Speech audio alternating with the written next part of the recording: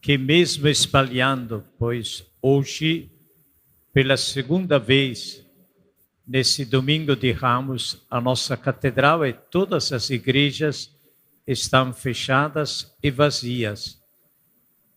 Hoje nós começamos a Semana Santa, a partir daquele momento em que Jesus de Betânia entra em Jerusalém e com os seus discípulos assume sobre si toda a carga do pecado humano e o leva para a cruz.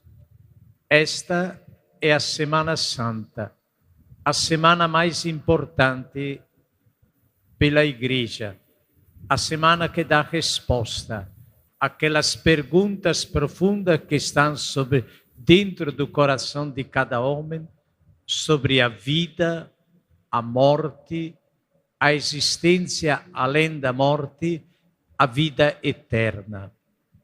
Nós acompanhamos, como fizemos quase simbolicamente, há poucos momentos na caminhada, na procissão, acompanhamos Jesus que entra em Jerusalém, que se reúne para a Páscoa com os seus discípulos, que entrega a eles o seu corpo, o seu sangue, até derramar a sua vida, o seu sangue na cruz, para ressuscitar na madrugada de domingo.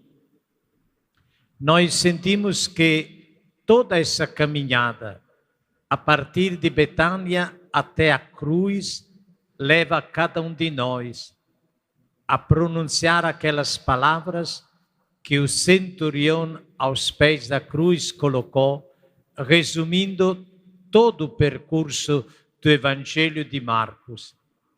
Este homem é de verdade o Filho de Deus. A profissão de fé com que se conclui o Evangelho de Marcos nos ajuda a entender a motivação, o caminho, o percurso, a chegada da Semana Santa. Como o povo de Israel acolheu, nós também queremos com Jesus entrar na Semana Santa.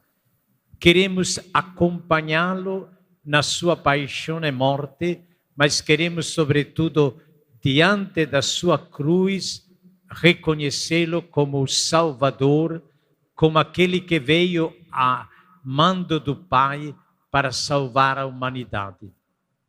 Nesta início, sobretudo diante do Evangelho da Paixão de Marcos, eu queria colocar 3 momentos hoje que nos ajudam a entrar nessa Semana Santa. O primeiro é que a morte de Jesus não é um acaso, não é algo que aconteceu assim de um momento para outro. Foi algo que veio preparado por Jesus ao longo de toda a sua vida. Na medida em que Jesus se manifesta como o Filho de Deus, na medida em que Jesus abre os olhos sobre a profanação do templo, sobre a mal interpretação das coisas e das leis de Deus, sobre muitas vezes o distanciamento da religião oficial, daquele que é o pensamento de Deus, nasce contra Jesus um movimento não somente religioso, mas um pouco por vez social, econômico, até chegar político, que leva Jesus até a morte de cruz, até levá-lo. A primeira leitura de hoje do servo sofredor nos diz como já no pensamento de Isaías sabia que quem se colocava com coerência para manifestar o pensamento de Deus só podia ter uma chegada: a morte, a eliminação, ou ser tirado do meio do convívio dos homens.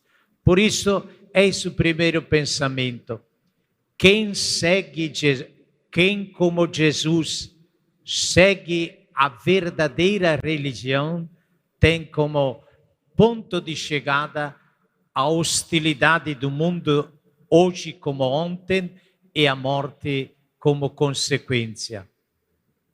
Faz poucos dias que nós comemoramos no dia 24, quarta-feira, a morte do arcebispo de El Salvador, Dom Oscar Romero. E naquele dia nós celebramos o dia do martírio de quem se coloca no seguimento de Jesus. Por isso dizia, como primeiro pensamento, a morte de Jesus não é um acaso. Não acontece porque aconteceu, mas acontece ontem, no tempo de Jesus e hoje, para todas aquelas pessoas que com coerência se colocam no seguimento de Jesus. O segundo pensamento é também a partir do Evangelho de hoje. Quando Jesus foi preso, todos os seus apóstolos, amigos, as pessoas que iam atrás dele se afastaram e, como diz Marcos, o abandonaram. Isso acontece também hoje. E como Jesus foi abandonado pelo seu grupinho, como Jesus simbolicamente, Marcos o diz de Pedro, que o seguia de longe. Essa expressão de longe não diz somente fisicamente, ficando afastado de Jesus, mas diz também quanto o pensamento de Pedro era longe do pensamento de Jesus. Diz como realmente os seus o abandonaram. Como isso acontece hoje. Também dentro da igreja. Quem quer seguir de perto Jesus, o primeiro contraste é o isolamento, é o abandono, é muitas vezes a hostilidade de quem mesmo forma o corpo da igreja. Um terceiro pensamento que eu acho muito importante ao começar essa Semana Santa. O motivo pelo qual Jesus morre é um motivo religioso. O ouvimos nas palavras de João, do Evangelho de João desses dias. Por que vocês me acusam? Por que me querem matar? Pergunta Jesus. Por qual das minhas ações, boas ações que eu fiz? E ele responde nos judeus, nós não queremos te matar por causa das tuas boas ações, mas porque, mesmo sendo homem, tu te faz filho de Deus, e como o Pai, também Deus a ti. Por isso, a motivação principal da morte de Jesus é a motivação religiosa. Ele veio como filho de Deus, veio no meio dos seus, mas os seus não o acolheram, diz João. A mesma coisa é para Jesus e para quem quer seguir com coerência as pegadas de Jesus. Por isso, depois ela se envolve nos aspectos econômicos, nos aspectos sociais, em outros aspectos, e terminará aos pés de Pilato, diante de Pilato, como uma motivação política. Este homem se fez rei, todo rei é contra o imperador, merece a morte. Mas não esqueçamos, a primeira acusação de Jesus, a primeira motivação é a motivação religiosa. Ele se fez filho de Deus. E diante da morte de Jesus, diante da morte de Jesus crucifixo, cada um de nós é chamado a escolher, a rejeitá-lo como malfeitor, pois a morte de cruz era para os escravos a morte mais ínfima, não só dolorosa, mas a morte mais maldita dentro do povo de Israel. Como muitos o rejeitaram. Os sacerdotes, o templo, as pessoas. Teve alguém que aos pés da cruz, que é a manifestação mais ampla e verdadeira do amor de Deus para conosco, alguém, o centurião romano, o reconheceu como filho de Deus.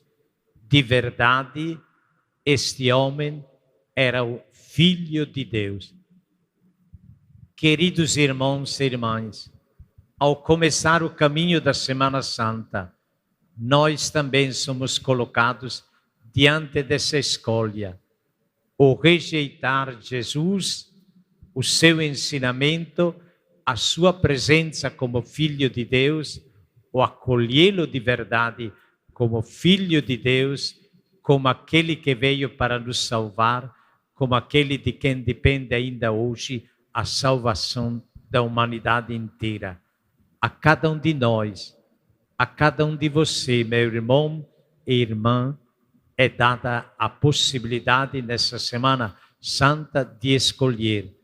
Que o Espírito Santo nos ajude a escolher Jesus como o Salvador da humanidade.